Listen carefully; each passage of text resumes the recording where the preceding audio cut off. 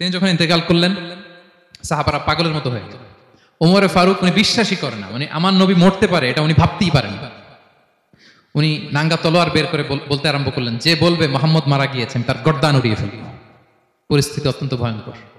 আবু বকর রাদিয়াল্লাহু তাআলা আনহু তিনি আয়াত তেলাওয়াত করলেন, ওমা মুহাম্মাদুন ইল্লা রাসূল ক্বাদ খালাত মিন ক্বাবলিহির রুসুল।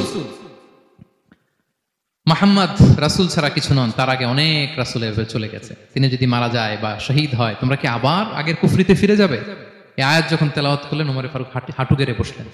তিনি বললেন, এই আয়াত তো আমি আগেও জানতাম, অনেক তেলাওয়াত করেছি, কিন্তু আমার মনে হলো এই মাত্র আয়াতটা নতুন করে শুনলাম, এই মাত্রই বোধহয় কোরআনের এই আয়াতটা নাজিল হয়েছে।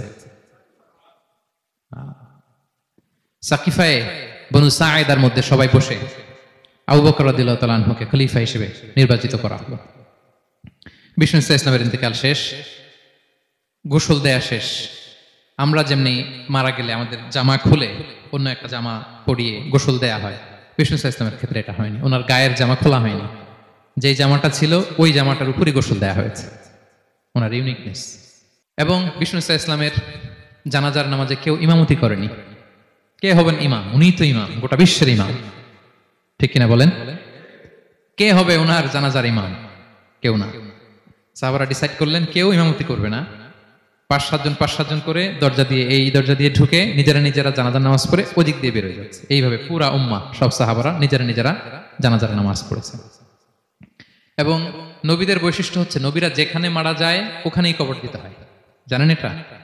বিষ্ণু ইসলাম মারা গিয়েছিলেন আম্মা জান আয়েশা রাদিয়াল্লাহু তাআলা আনহার ঘরে, ফলে ওখানেই বিষ্ণু ইসলামের কবর হয়েছে, ওখানেই কবর।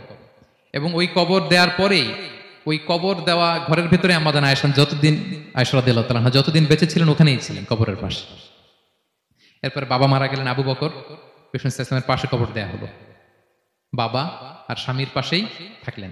এরপর ওমরে ফারুক মারা গেলেন, ওনারও কবর দেয়া হলো। কিন্তু এখন তো আর বাবা আর স্বামীর সাথে পর্দা নাই, ওমরে ফারুকের সাথে তো পর্দা আছে। তো তখন তিনি ঘরটা হয়ে গেছে ছোট, 3টা কবরে অনেক জায়গা স্পেস নিয়ে গেছে। এখন অল্প একটু জায়গা, পর্দা টাঙাই দিলেন ওমরে ফারুকের সাথে পর্দা হিসেবে, ছোট্ট একটা জায়গায় যতদিন বেঁচে ছিলেন ওখানটাতেই ছিলেন।